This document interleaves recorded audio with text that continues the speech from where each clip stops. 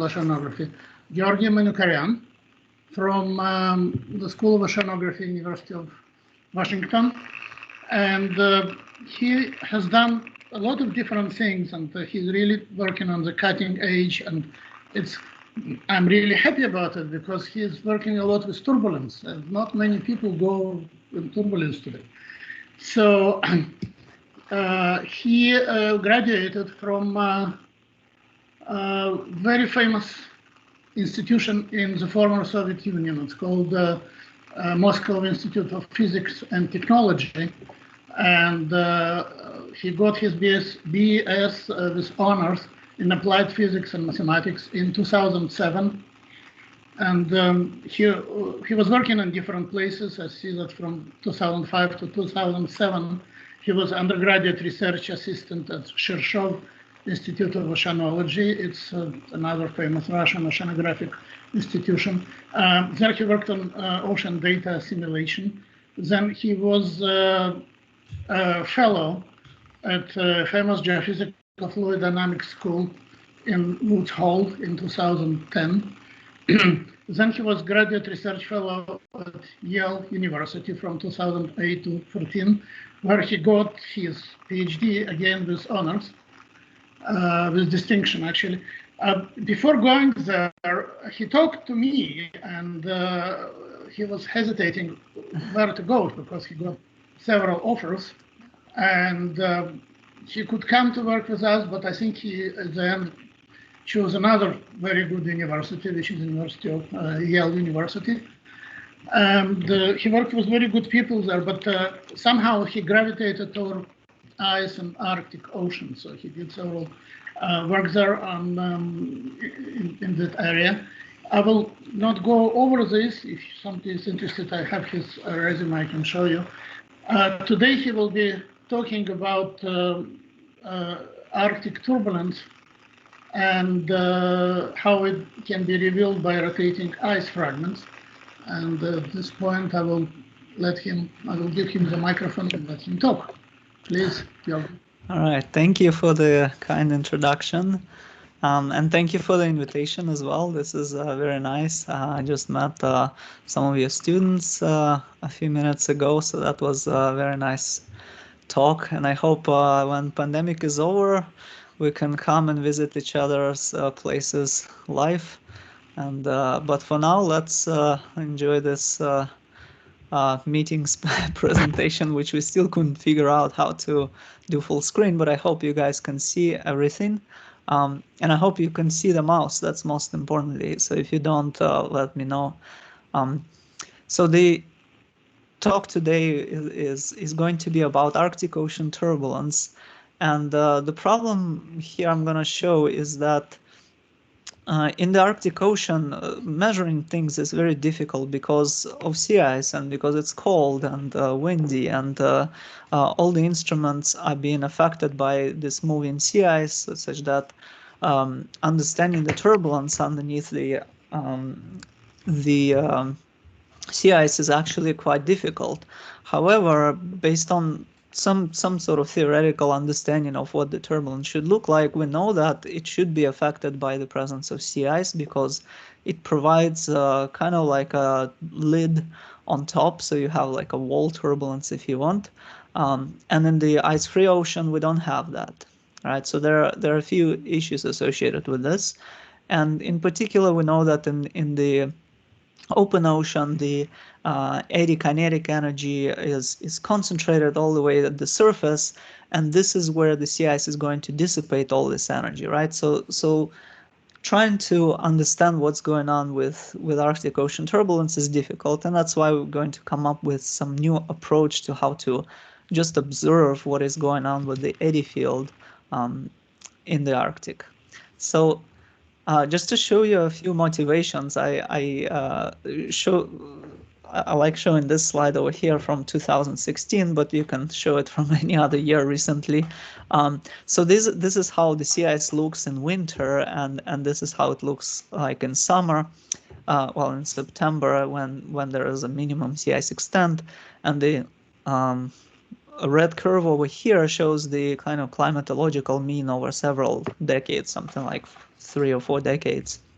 So you can see that sea ice is significantly smaller in extent.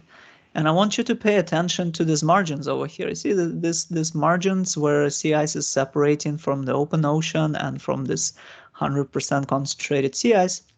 That's called marginalized zone. And now data that I'm going to show you is going to come around these areas over here. And as you can see, between September and February, everything gets covered back with sea ice, such that this swinging motion of this marginalized zone is going to spawn basically a huge amount of area in the Arctic Ocean. And as this marginalized zone transitions, we can observe certain behavior of ice fragments at these edges over here and make some inferences about ocean turbulence. So just some more motivation. If you guys, I'm sure all of you know that sea ice is declining, and eventually, so this picture here shows sea ice volume, and I guess we can extend this figure even longer now. But the point is 0 is coming up, and it's fairly soon, such that at some point the sea ice volume will disappear. That's the September sea ice volume. So this left-hand side figure. Basically, this is where people are predicting seasonally ice-free state, and there's basically an understanding that ocean plays a big role. I mean, of course, atmospheric radiation and a whole bunch of feedbacks play a key role there, but I'm an oceanographer, so I'll talk a little bit about the ocean. And the key role of the ocean has been documented by various studies that are showing that the ice-ocean heat fluxes have been increasing. So if you focus on these kind of figures over here, these are the measurements from ice mass buoys. This is where you try to figure out, attach basically an instrument to a floating ice, and then you try to figure out where it melts from the surface or from the bottom. And the red one over here, I believe is for the bottom melt. Oh no, red one is the surface melt, and yellow one is for the bottom melt. And as you can see, yellow and bottom are of the same order of magnitude. It used to be like this before. So decades ago, actually a few decades ago, basically surface melt was dominating, and now they're kind of roughly the same. And people are predicting that you're going to expect even more melt associated with ocean. So given this question, I'm slowly going to approach the study area by just giving you a bit of an overview into what the circulation in the Arctic Ocean looks like. So basically, so this is the Arctic Ocean, this is where we have Greenland, this is Alaska, Canada, and this area over here, which is called the Beaufort Sea, and this one in particular called the Beaufort Gyre, this is one of the major circulations in the Arctic Ocean. So it's an anticyclonic circulation over here, and it's wind-driven circulation. But you have also a few other circulation systems. So this one is called transpolar current or transpolar drift. This is where the ice is being exported outside of the Arctic Ocean and sort of hugs the coast of Greenland and melts eventually over here somewhere. And all of this is being supplied with warm and salty waters from North Atlantic that penetrates like this and somehow finds its way into the abyssal Arctic Ocean. And the peculiar stratification system is being set up over here. These are the temperature profiles and salinity profiles in a few Arctic Ocean basins. But what you can see is that there is temperature. It's nearly freezing at the surface simply because there's ice present. And it's very cold all the way deep in the ocean. But in between, you have this Atlantic water mass layer. So this is this layer coming in, and it's warm. And as you can see, this is supposedly not stably stratified because this water is very warm, so it wants to rise. But the stratification is controlled by salinity because it's also very fresh at the surface. And as a result, you have a stable stratification over here that is dominated mostly by salinity. So our study region is here. So it's a major circulation, and I'm going to show you some data that comes out of here. So this beautiful simulation is not simulation, it's the actual observations coming in from the reflectance data from the Terra and Aqua satellites that are orbiting our Earth to this day, and they are measuring basically reflectance. So what you see, this region over here, you see the motion of the ice, it's spinning clockwise. So it's an anticyclonic stress that is exerted on the ocean. Now, if you remember your physical oceanography classes, the anticyclonic stress would imply that there is a surface convergence in the Ekman layer, and that causes downwelling.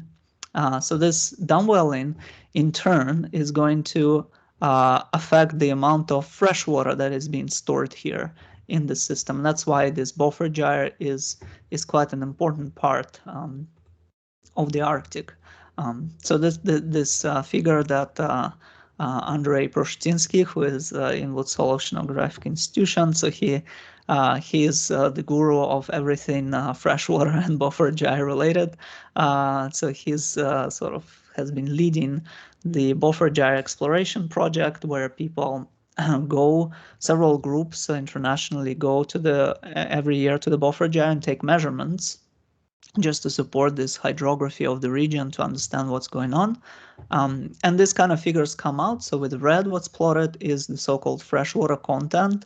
So it's basically a linear measure of salinity of the water column. So if it's high, that means you have a lot of fresh water in it.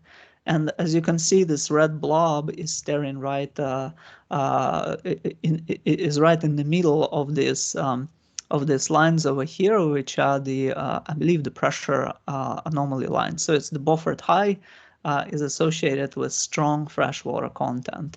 So the dynamics of this region is, as I mentioned briefly, governed by the sea ice motion and the motion of winds. So there are anticyclonic winds that are blowing around like this, and they create convergent Ekman pumping. Ekman flow in the surface boundary layer, and then this Ekman pumping is going to deepen the halocline. So this is the halocline that separates this warm, salty Atlantic water that I was mentioning from the surface freshwaters, and it's going to keep deepening it. There may be some mixing going on, and there may be some eddy variability going on.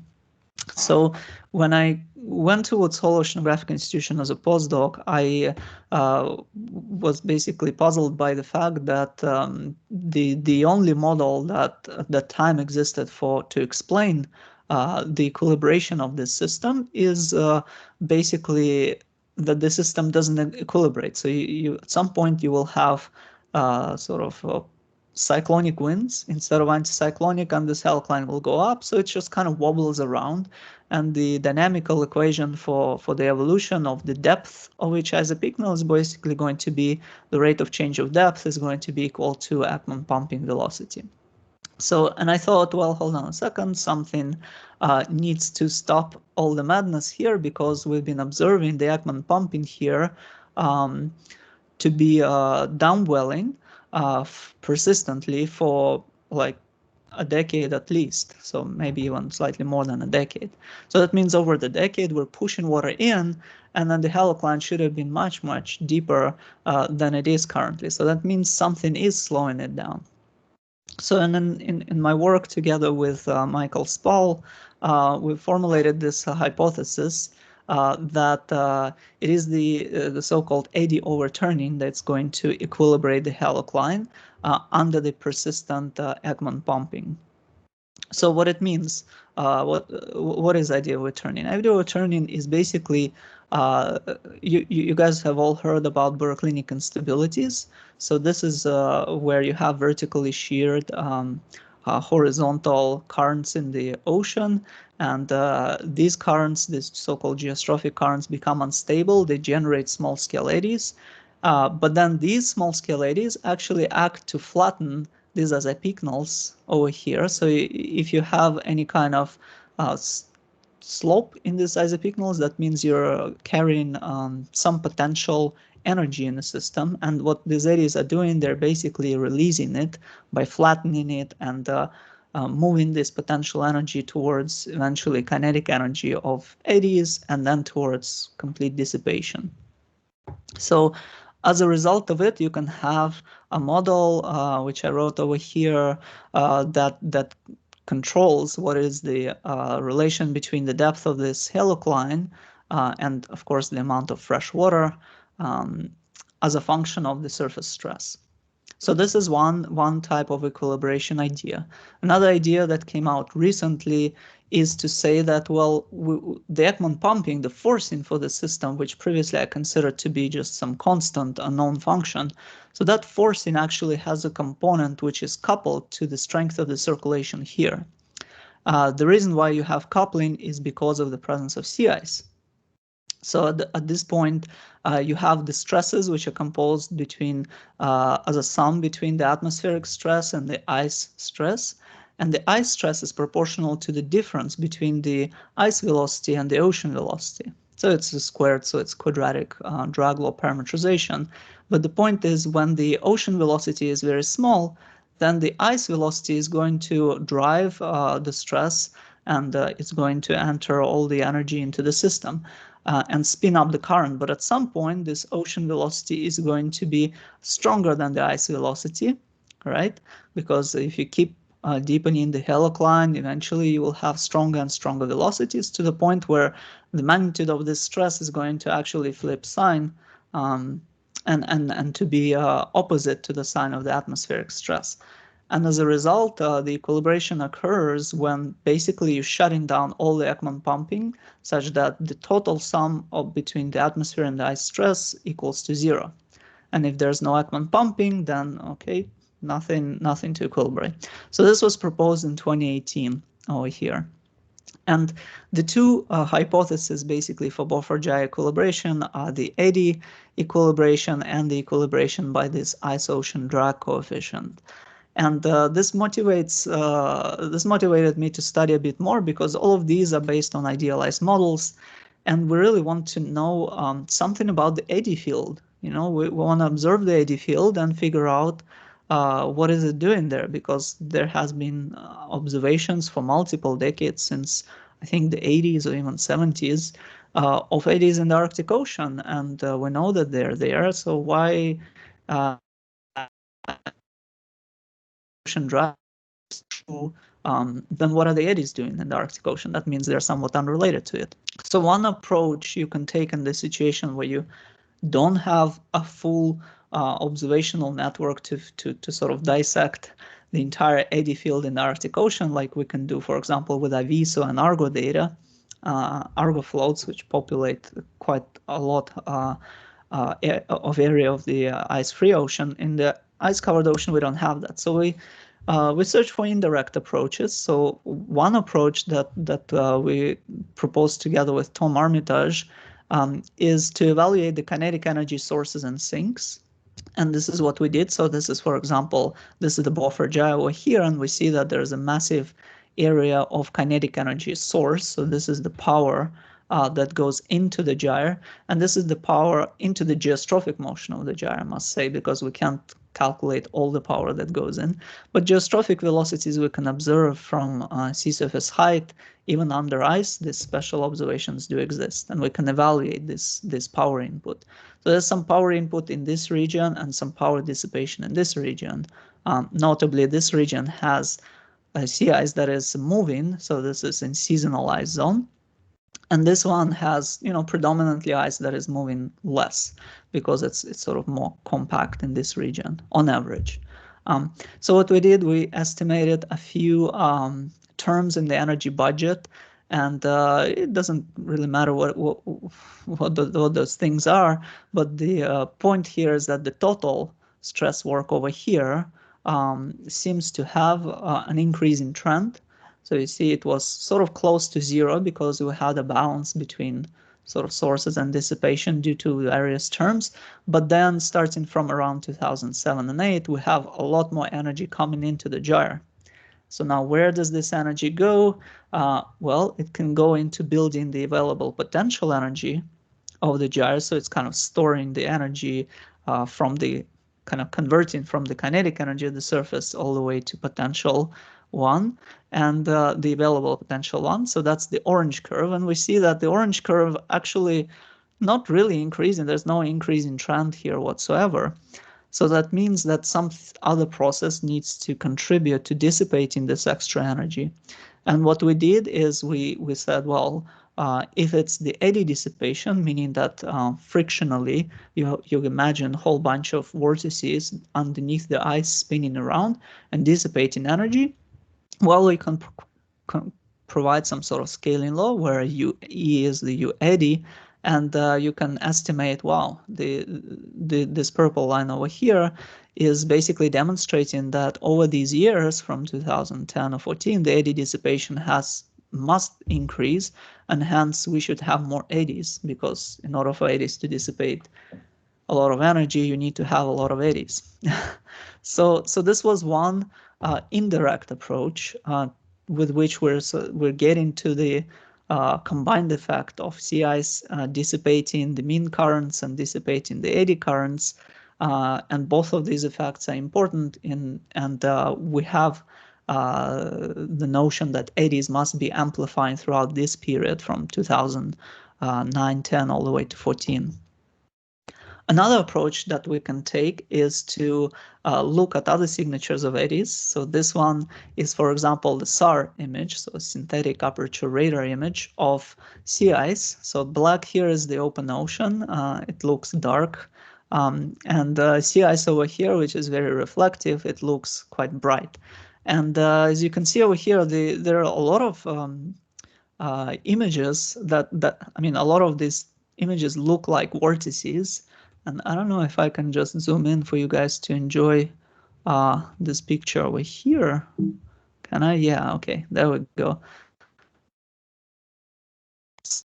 I mean, they're so beautiful, and they're very high resolution. This image really doesn't do justice to it, but these patterns are basically patterns of ocean eddies stirring a passive tracer or nearly passive tracer that is the sea ice on top. So of course, sea ice can look like this, like a brittle material. In this case, it's not at all passive, but when sea ice flows are very small and it's lower concentrated, you get to see ocean eddies picking up.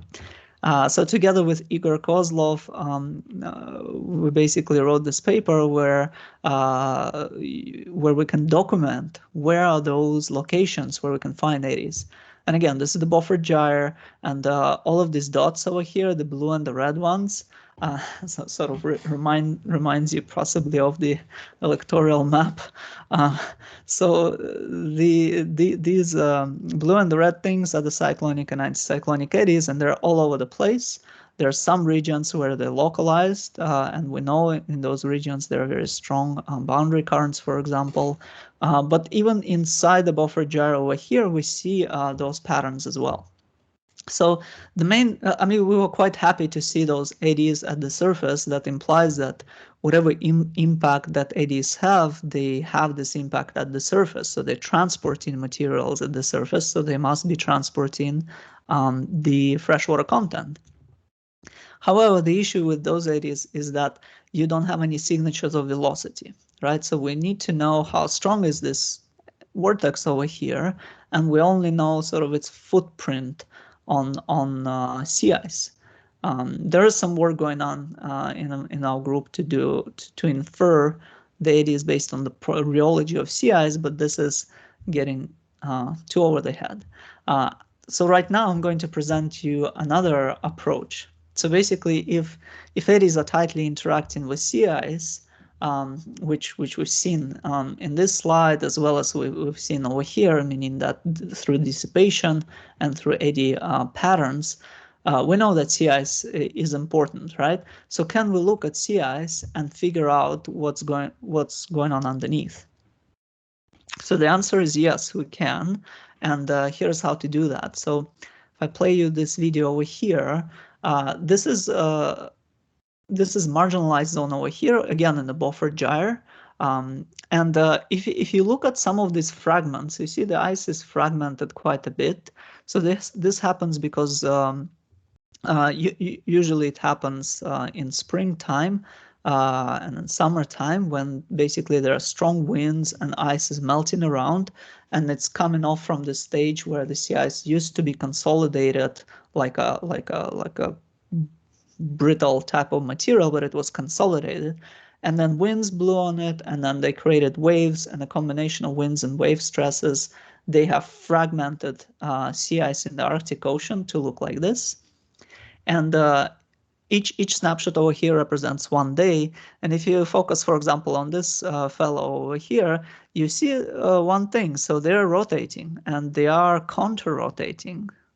And this was really, for me, this pair over here of two flows that are counter-rotating really caught my eye a while ago. And since then, I've been working on this study to figure things out, because I know that counter-rotation is called dipoles in ocean turbulence. And those dipoles, I used to study them way back as a graduate student. And I love those dipoles. They look beautiful. And those are a very common feature of rotating turbulence.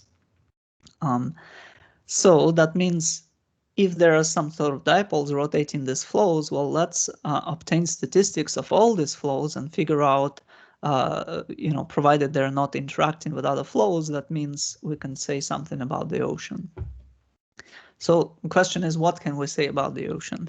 So, and this is the simulation here where I took one of these flows, this bizarre looking shape, and then I put it in a grid of eddies, and then I blew some winds over it to make sure the ice is moving, because we know that winds are important for this sort of linear, almost like motion.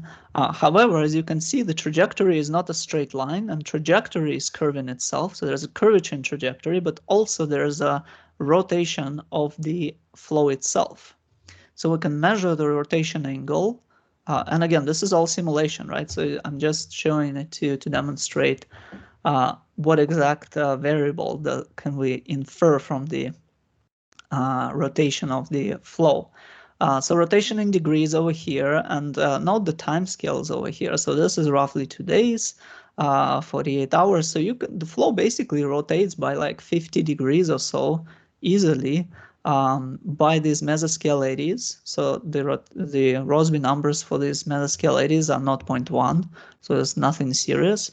And they can rotate by 50 degrees the ice chunk. It's a huge rotation that you can notice by your eye. And then what we do, we plot the diagnostics of the ice rotation rate, which we call omega over here. So this is basically d angle d time, the derivative, the rate of change of this angle. This is plotted in blue, and with red, what's plotted is the rotation rate of the ocean underneath. So rotation rate is calculated as a surface integral of vorticity under the flow itself. So it's like the circulation around the flow. So the two curves match quite well. Moreover, what we can do is we can populate flows all over the place in some sort of model of the ocean. In this case, quasi-geostrophic model of the ocean, and we can start plotting this kind of diagrams to see, depending on different shapes and sizes, do all flows equilibrate or not? And that's what we get. So we have the flow rotation rate on the x-axis, and everything is initialized kind of randomly.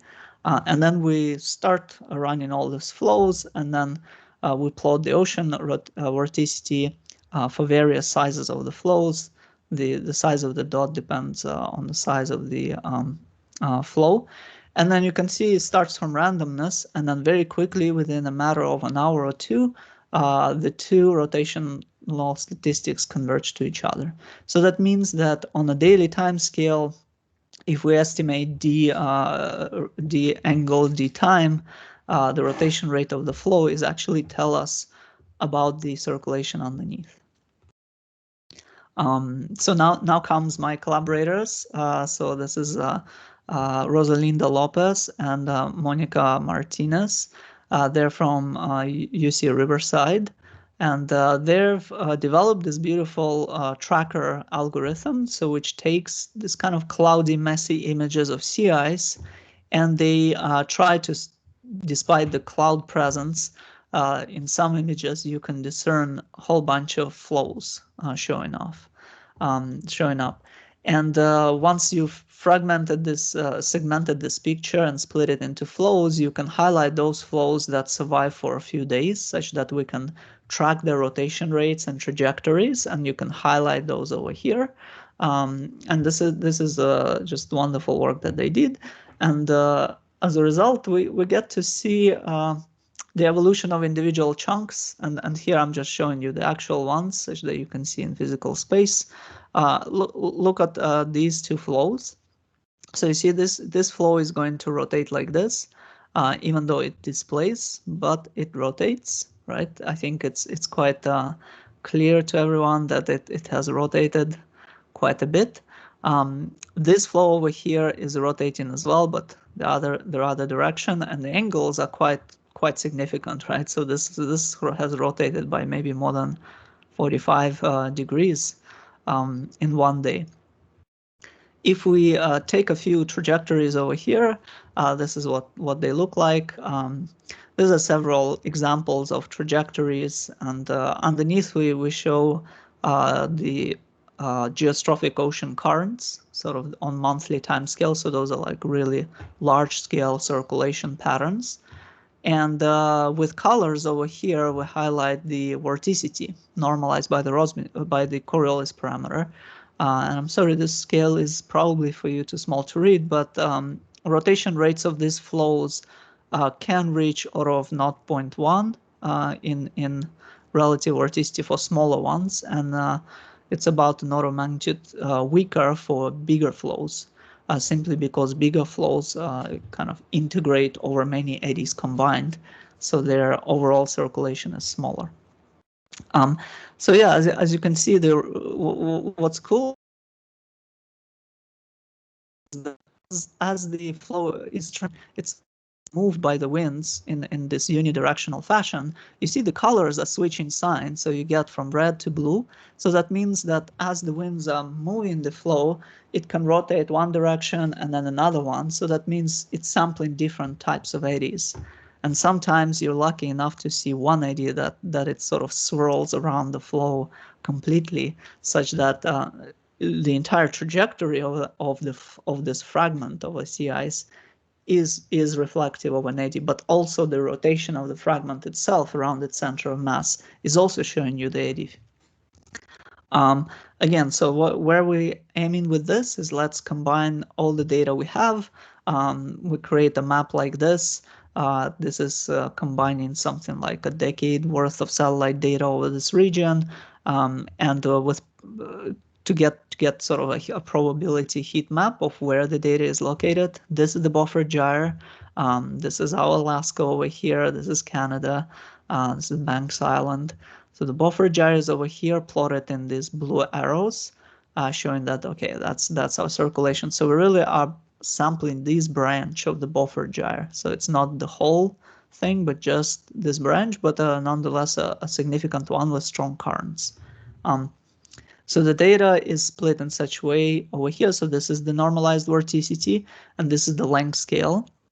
And this figure is very important. It basically demonstrates you that large-scale flows, let's say order of 60 kilometers or so, they have a very small variance in rotation rates, right? So amongst all the flows that we collect, very few of them have very large rotation rates. But the smaller the flow gets, the higher the variance is, right? So meaning small flows can rotate really fast in both directions, large flows cannot. And then this pattern over here, so if you draw a line over here following the standard deviation for each specific length scale, it's going to be an important characteristic that we'll use to match the corresponding underlying eddy field. And this is also the PDF just of normalized vorticities to show you the range of values that we get. So this is 10 to the minus 2 in terms of rotation rate over f, and you reach in values order of 10. But again, this is not to compare with pointwise rotation rate, because this rotation rate is integrated over is reflective of an integral of vorticity underneath the plate, underneath the ice fragment. So now comes the tricky part. So this one took a while, is to sort out, well, what kind of ocean eddy field will give us a statistics that looks like this, statistics of the rotation rates. And I've been working with those two-layer QG models for a while, so that was my natural instinct to choose this model. There are, I mean, we considered a whole bunch of models. We considered models with inertial gravity waves with surface expressions only. We considered the models like SQG. And we figured out, well, in the range of flows that we have, so those are in the range of between 5 kilometers or so all the way to maybe 80 kilometers or 90 kilometers. Actually, at these high latitudes, the QG model is expressing quite well the behavior. So the spectral slope over there of k to the minus 3 is not too bad of an approximation, simply because it gives a good statistical match to the rotational behavior of the flows, and the match occurs with parameters that make sense. So the two things need to happen at the same time. So the QG model, we use a QG model as a model of an ocean. We prescribe in a QG model, it's a baroclinically unstable setup, such that we prescribe a vertically sheared flow with some sort of velocity delta U.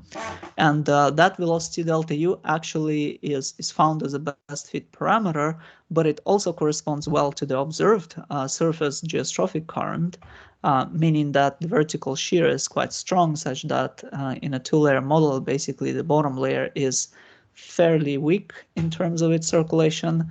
That fact also was confirmed by moorings. But then the two other parameters over here, which are the delta. Delta is the ratio between the heights of the two layers that we consider. It's about order of 1, and the deformation radius actually corresponds to the second baroclinic deformation radius, not the first one.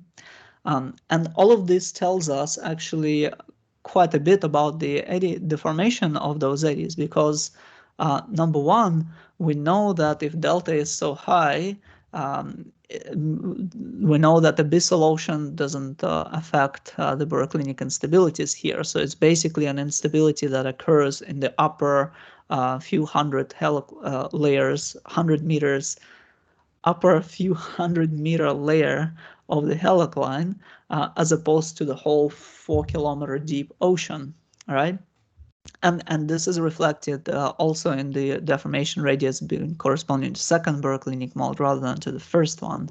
The first deformation radius is about 13 kilometers in that region. And finally, we absolutely must have a quadratic surface drag for this model, because if we don't have that, there are no parameters that are converging to the correct rotational statistics of flows. So anyhow, after this fitting of the model, we get to see what statistically the eddy field looks like. There it is. So this is how the eddy field looks like that can generate this kind of behavior, rotational behavior of the flows that will match observations. So quantitative metric that we use to fit the eddy field, the best fit eddy field to the observations, is this variance of the flow rotation rates. By flow, by the way, I mean the ice fragment, you know. So those pieces of ice are called flows. So the variance of the rotation rate is plotted here, and the inverse length scale, kind of like the wave number, is plotted on the x-axis, right? And the observations are these circles over here, and the QG model, the best fitted results with these parameters and a quadratic surface drag, are plotted with red. And those points are basically taking all the observed shapes of the flows and putting them into this flow field of the QG model and advecting them around and calculating their statistics. So we're fairly confident that while the QG model might not be the best model of the ocean, we're confident that the eddy shapes and the sizes and the amplitudes are roughly similar to what we expect. You can get to this kind of field through many different models if you try hard enough. I tried, but I couldn't. So this model is the one which brought me to destination quickest with the most common sense parameters. So yes, I'm fairly certain that this is it. Also, another confirmation is that the eddy scales over here, which are of the scale of few tens of kilometers, and the Rossby numbers associated with those eddies are consistent with those values that we observe from the few in situ measurements that we have. So that sort of gives a triple check to the sanity of this whole procedure. So now what we can do is we can start addressing the question of interannual variability of all of this, and also of how the mean flow of the buffer gyre is related to eddies, with a question mark, of course, because we keep in mind that we have this eddy equilibration hypothesis. It still is a theoretical hypothesis, but nonetheless, according to that hypothesis, we need the mesoscale eddy field to respond quite rapidly to the changes in the mean flow. Do we see that or not? If we don't see it, okay, that declines hypothesis right away. So let's have a look at this figure, and boy, there are four y-axes, but bear with me. So there are three lines over here which are basically follow the same pattern over here. So this is time, and the three lines correspond to one being the rotation rate of the flows. So that's the red curve, for which we have actually more data than for other curves. So this is how rotation rate changes in time. So let's say in year 2010, there was a peak in rotation rate. In year 2014, the rotation rates of average wasn't 10 or so. And those rotation rates, which reflect the ocean eddy field, are coincident with the variations in two other quantities, which is the large scale buffer gyre circulation strength. So this is like the sea surface height anomaly, which it's a sea surface height anomaly difference across the buffer gyre, which is reflective of the transport of the water masses that go horizontally around the gyre. So that's the blue curve over here, and it matches the red one over here quite well. Also, we have a local criteria, so we have a local measure of the mean flow in the areas where we have most observations taken.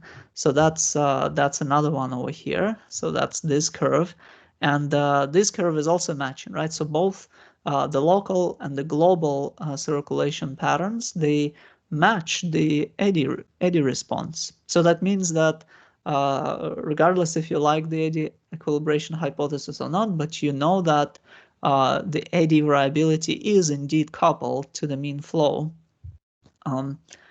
Who causes what, and whether or not there's a significant amount of coupling, both ways coupling, is still a question. This study doesn't prove that, but definitely we can say that the eddies and the mean flow follow hands in hands. Also, we have a prediction for what the mean flow is supposed to be doing in all these years where we don't have data. The reason why we don't have data here is that the satellite that was measuring sea surface height has discontinued, and I think it got reinstated in like 2017 or something like that. So we can start plotting some of these points.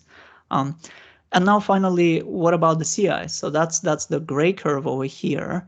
All right, guys. So I've talked to some paleo related people, right? People who study paleoclimate. So bear with me. Correlation with sea ice is actually pretty strong here. It's about 0.7.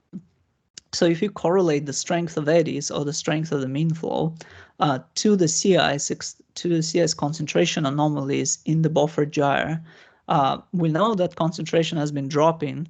On average, there's a trend of dropping sea ice concentration, but there are these wiggles over here that are also quite correlated. So for example, as the sea ice concentration has dropped, actually you would expect the eddy activity as well as the mean flow to speed up, and that's what we see over here. Maybe this is significant, maybe not peak, but that definitely looks correlated. And then this one is for sure significant. They're just going opposite direction. So as you decrease the sea ice, boom, you have a lot of eddies. The cherry on top, as I call it, and one of the last slides that I'm going to show is related to this theoretical sort of problem that we have in oceanography of how does the eddy diffusivity, so the ability of eddies to disperse traces laterally along isopiconal. So how does this eddy diffusivity depend on the mean flow? So personally, I have proposed another parameterization of it as well, but the key one that is used in GCMs is that the eddy diffusivity is proportional to the isopiconal slope, which is it's basically linearly proportional to the vertical shear of the horizontal currents that generate Birkeland instabilities. So now if we look over here, what we can do is we have observations of something that closely resembles the vertical shear. So delta U, we know that delta U is basically approximated as U at the surface in our case, because we know that the shear is so strong such that currents below about 100 meters are quite weak.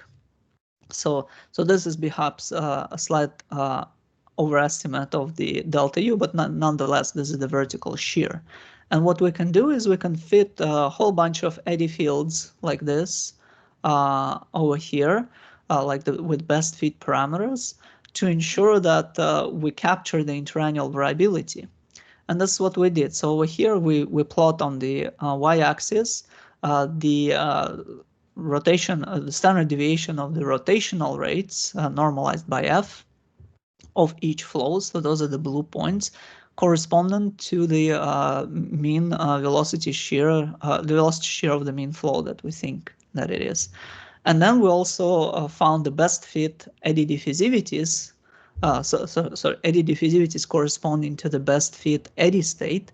And we plotted here in red. And as you can see, they're both sort of one-to-one relation between them. So that basically means that the eddy diffusivities, which are in a sensible range of about 100 meters squared per second, they are linearly related to the rotation rates. And that means we get to see this figure over here, which I think is the first figure I ever produced from the rotational characteristics of eddies, because those rotational characteristics of eddies are very hard to measure, because usually people can measure, let's say with ADCP, the velocity, but the vorticity is hard to measure itself. So these figure is based upon vorticity measures or the circulation measures.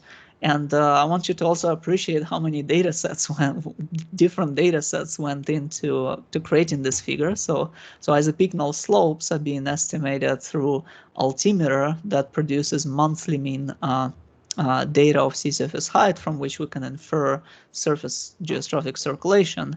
The eddy diffusivity comes in by fitting this best fit QG, two-layer QG instability model to the rotational statistics to this line over here, right? Oh, for some reason it's blurry. To doing this fit, and all in all, we get to scatter them on the same figure with the linear profile over here, which does conform to existing theoretical or at least empirical theory, or whatever you call it. It's the understanding that the diffusivity should be proportional to the slope with a constant of proportionality k that people evaluate from numerical simulations like eddy resolving simulations. And we find that it does conform, and in fact, this line actually, if you continue, it goes very closely through 0, 0, which was another pleasant surprise. And 80% of the variance is explained by that. The only difference is that this parameter k is actually smaller than what have seen in ice-free simulations. This is expected because the eddy diffusivity in an ice-covered ocean is weaker than it is in an ice-free ocean, because they provide the sea ice provides additional dissipation mechanism for the kinetic energy of eddies. So in conclusion, what did I do? I showed you a nice study which demonstrates that sea ice fragments in marginalized zones reflect the vorticity of underlying ocean eddy field. You can perhaps do this study in anywhere on a planet, in different bays. You can do it on a lake.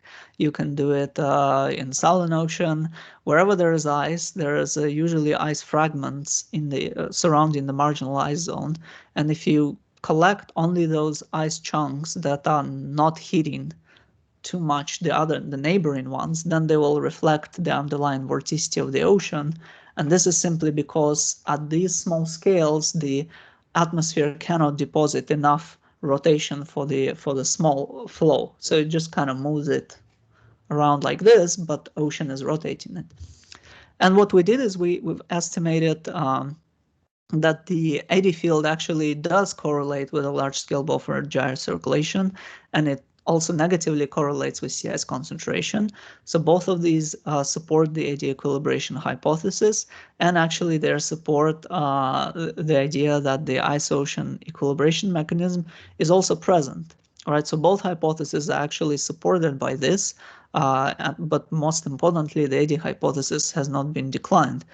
Because nobody really is questioning the ice-ocean drag equilibration hypothesis, because it's quite trivial in its statement. And finally, just some the cherry on top is that finally we get to see the eddy diffusivity dependency on the mean flow. This dependency has been using this rotational statistics completely from observations, but with the use of course, somewhat questionable QG model, which I believe is still acting as a good model at those length scales. So with this, I guess the time is up. My slides are up. I'll take some questions.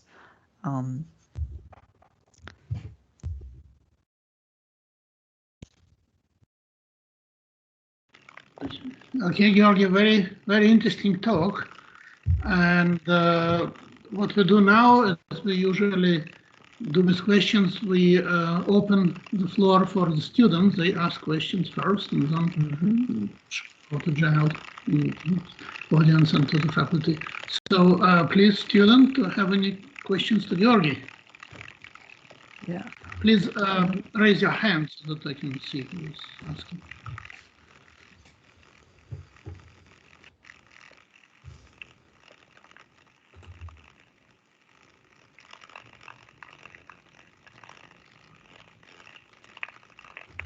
Looks like you freeze our audience a little bit, but I'm sure that we should have some questions coming. Are you guys recording the questions as well? We'll usually stop recording at the question session to get people more relaxed. But it's up to you.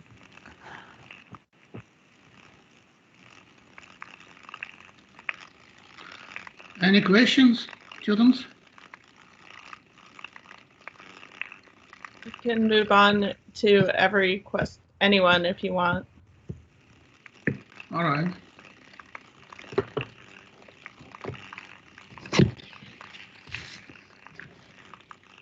Well, maybe I will start and ask you the first question, and maybe it will start moving. You were talking about doing this analysis everywhere in the ocean with pieces of ice. What if you replace ice by pieces of plastic, for example? Can you do the same kind of analysis? Because plastic is no different from ice, just doesn't melt, but it also goes with the water. Yeah, I mean, you would need to have a way to detect it. I guess if you could have a place where there's a lot of plastic, um, which I believe there are some regions, right, in the ocean where there's a lot of junk being piled up, then you can, I don't know, fly like a drone or something that can take continuous pictures of it, and then you can sort of mimic the analysis that I did with sea ice. So the nice thing about sea ice is that we do it for free because the satellite's already flying. With plastic, the scales are so small that you know, you need some sort of way of taking a photo such that you can discern the rotation of plastic. But yeah, it could totally happen. Well, we have people who do ocean currents. I mean, maybe he knows if they can do it already with the satellites, which are already. So there was a question from Nancy. Come on, Nancy Williams. Yeah, hi. Thanks. That's really interesting work. I pretty much always ask a question that comes back to the Southern Ocean because that's my favorite place. So when I was watching your talk, I was thinking about how we do have some floats under the ice in the Southern Ocean. And there's a lot of work going on to try to get better locations for those profiles because the floats are still profiling, but they're not getting GPS fixes. Mm-hmm. And I'm wondering if this kind of analysis where you're looking at the movement of the surface ice could help you get better locations for those floats, or if this is more in the upper ocean and then the floats down at 1,000 meters are going to be feeling something completely different. Well, so the depth part of the question, yeah, for sure. This analysis will reflect only the surface, and then it will depend on the nature of those Bernoulli instabilities that generate eddies, whether or not these eddies actually to which depth do they propagate. So in the Arctic Ocean, we figured out that they don't. These specific eddies, they're likely just staying within the few hundred meters.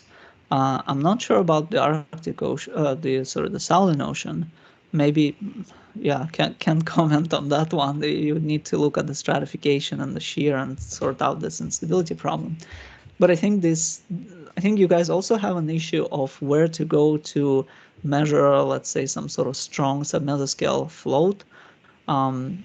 flow and in the mixed layer, and perhaps doing a satellite analysis of a few days before, you can map out basically where the big eddies are, and then go to those locations specifically.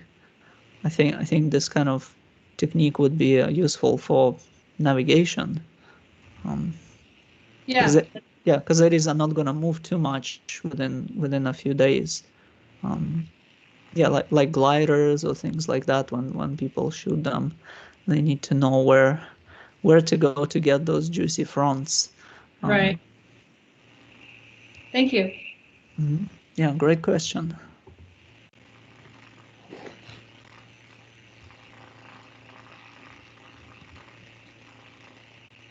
Any other? Well, I'll ask you another one then. Go ahead. When you looked on correspondence between the eddy and any kinetic energy and the size of the eddies, would it be correct to say that we had more energy when the scale increased?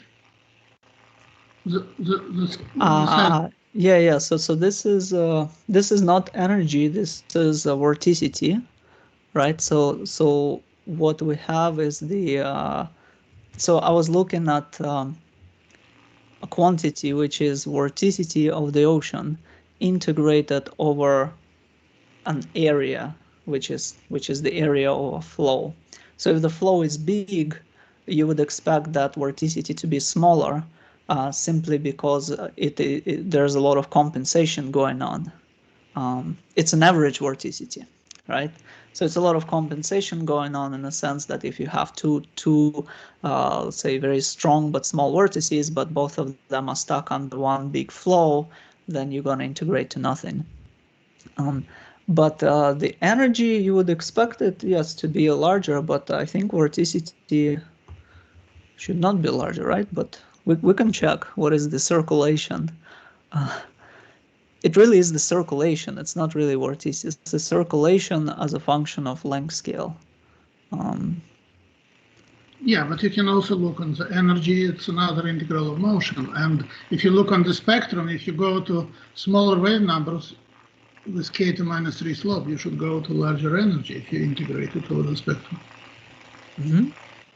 Yeah. I agree with, but we should look. Well, I cannot look at that one. I have to look at vorticity spectrum, if anything. Well, at the circulation spectrum. So if we can plot a quantity which is, I don't know if it exists or not, which is called a circulation spectrum, where a circulation is defined as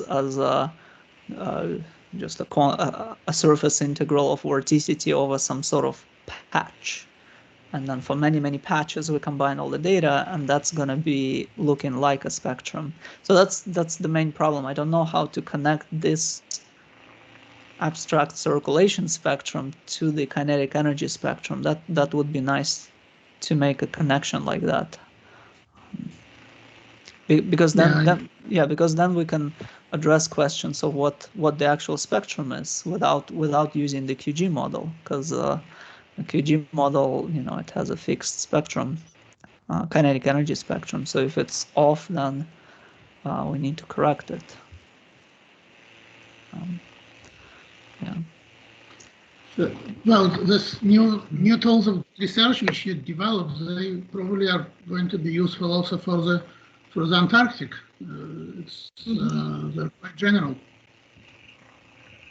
Yeah. So if you guys are interested from Antarctic Ocean, from Southern Ocean, let me know. The model that advects these chunks of ice is actually a part of another project that I'm working on. Model that is composed out of chunks like this. So as opposed to having a continuous equation of motion for sea ice like we use in climate models, the model I'm developing is going to be using this kind of granular type approach where you have chunks, and those chunks can break, they can weld together, they can melt and grow out of open ocean. So this model is going to become available probably within half a year or so for public use. And then, yeah, you can just advect these flows in any eddy field and infer whatever statistics that you care about. All right. Well, I don't see any more issues. Yeah, Boris, I think we should wrap it up because it's 4:35. So we're officially done if there are no more questions. Well, you're the boss, Amelia, so yes. Need to thank Georgy for a very interesting presentation. Yes, if you guys could all unmute and thank our speaker, and especially thank him because he was able to change his schedule at the last minute and come in and swap with another speaker. So I am totally indebted to you, and thank you so much. Oh, no need. Happy to help and happy to be presenting at your place. And it was a nice experience. Thank you.